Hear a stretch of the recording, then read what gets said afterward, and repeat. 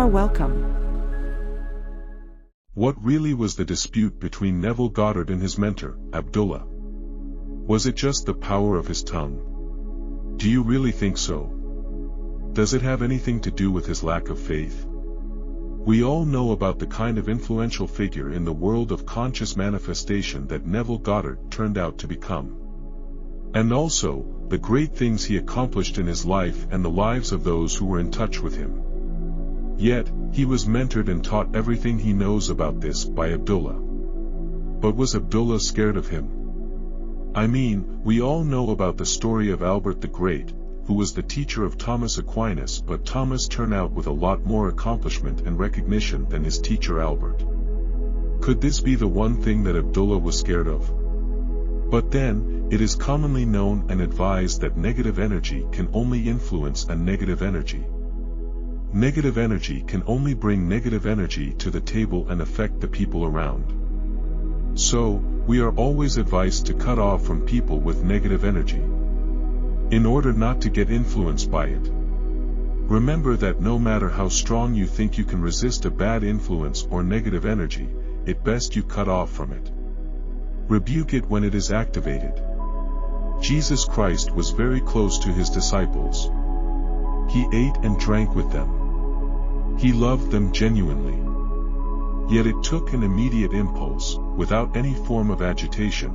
He rebuked one of his elderly disciples, Peter, when he activated a negative energy as recorded in the book of Matthew with the words, "Get behind me, Satan." Not really intending to portray Peter as a bad person, but actually laying a fundamental example for us to realize that a negative energy can come from a very close friend or relative, the people we love. Without taking too much of your time, listen logically to this audio. The voice you hear is the voice of Neville Goddard himself. Make a testimony that we are here to evaluate. Some of you may have heard this audio before, and that is why I said that you should listen to it again, but logically and critically in this video. A very important technical deduction awaits at the end of it. Now listen. Back in 1933, there was a deep depression in this land. Many of you are too young to remember it, but I am almost now 67. I went through the deep depression back in New York City. I was a dancer, and who would pay a dancer when they couldn't eat? All the theaters were closed. I don't think more than 3 theaters out of 50 were open in Times Square. So who wanted the dancer? I would have danced for anything, for a meal, and no one wanted to pay a dancer. So what would I do? I wanted to go to my little island called Barbados. And I had no money, but when I said no money, I mean no money. Not just a little bit, but none.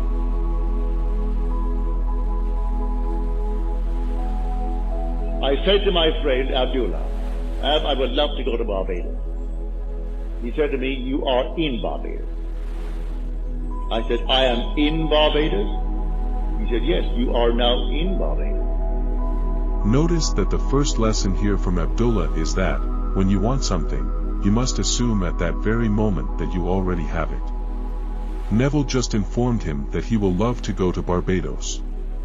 And he suddenly responded with the words, you are in Barbados. That was his immediate response.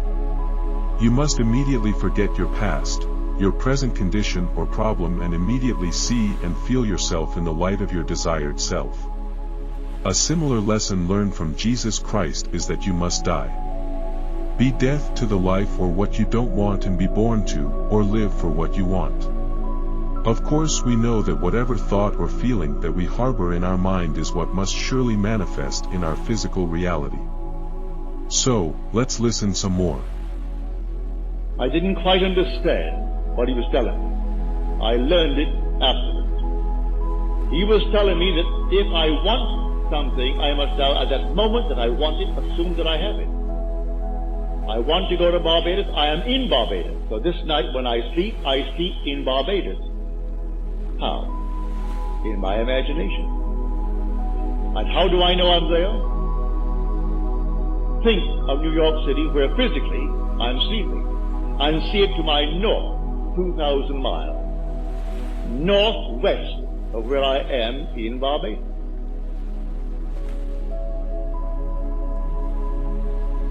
Well, the months went by, and I didn't see any evidence.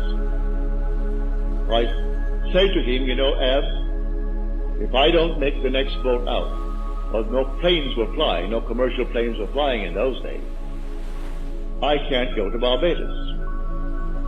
He said to me, who said you are going to Barbados? You are in Barbados. We can't discuss how you're going to Barbados when you are already in Barbados.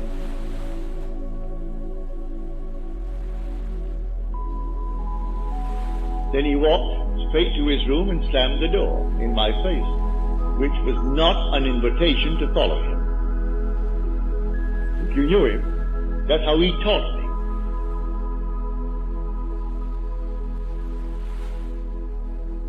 I am asleep as though I am in Barbados. When I went to bed, though in New York City, I had assumed that I am actually in Barbados and see New York City not under me, but to the north of me, 2,000 miles. And I woke within 48 hours after that moment, and under my door was a letter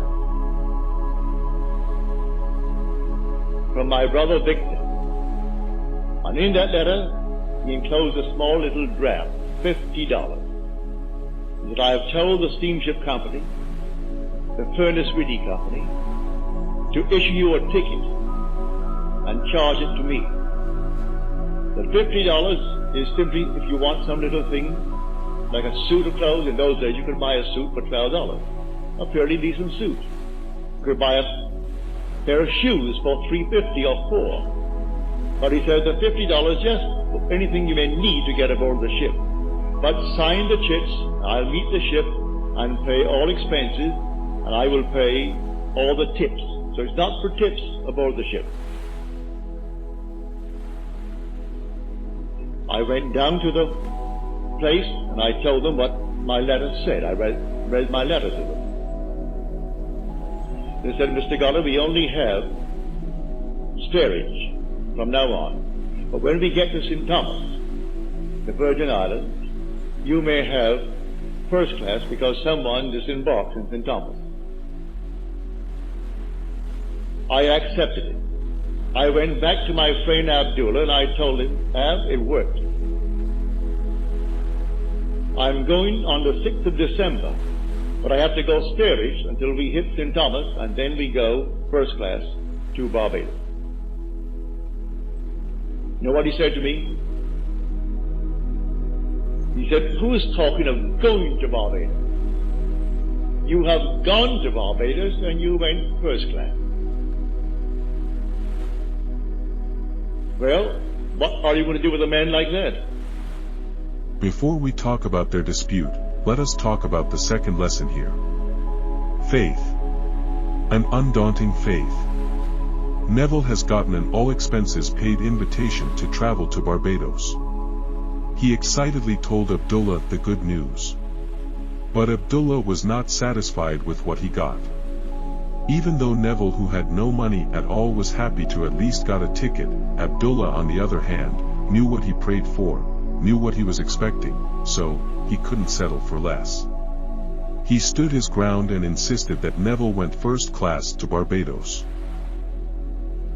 I went straight to the boat on the morning of the 6th, expecting I would go steerage to the Virgin Islands, when the man said to me, Mr. Goddard, we have a nice surprise for you. We had a cancellation, and so now you're going first class. He wasn't surprised. I wouldn't even call him to tell him, because he was not given that way. He was trying to teach me a lesson. You believe in God, believe in me also. But the one speaking is God. It's the God in you, your own wonderful human imagination.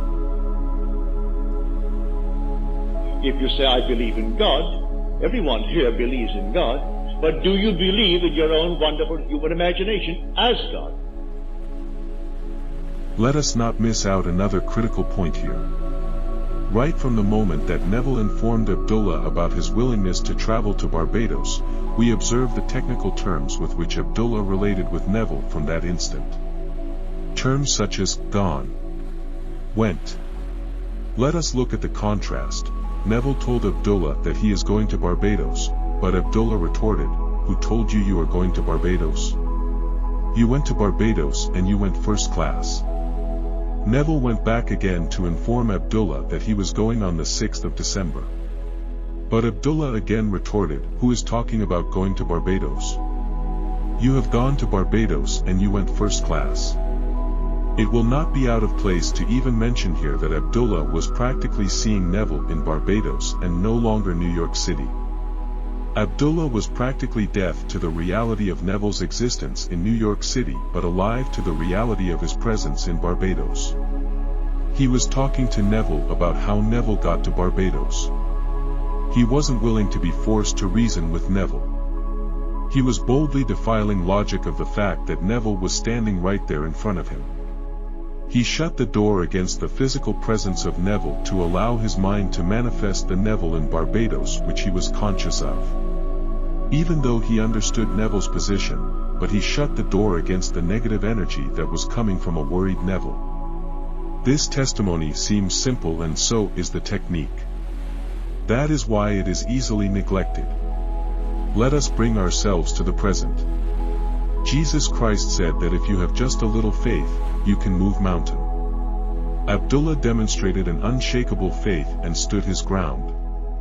If you can just see yourself in the reality of your manifested desire, if you can just forget the present situation, and with a strong willpower, focus on the reality of your desire already manifested, if you can ignore the pains on your feet and focus on your secured crown of victory, if you can forget the waves and focus on the aura of your triumph in your mind, everything must come to pass according to your terms.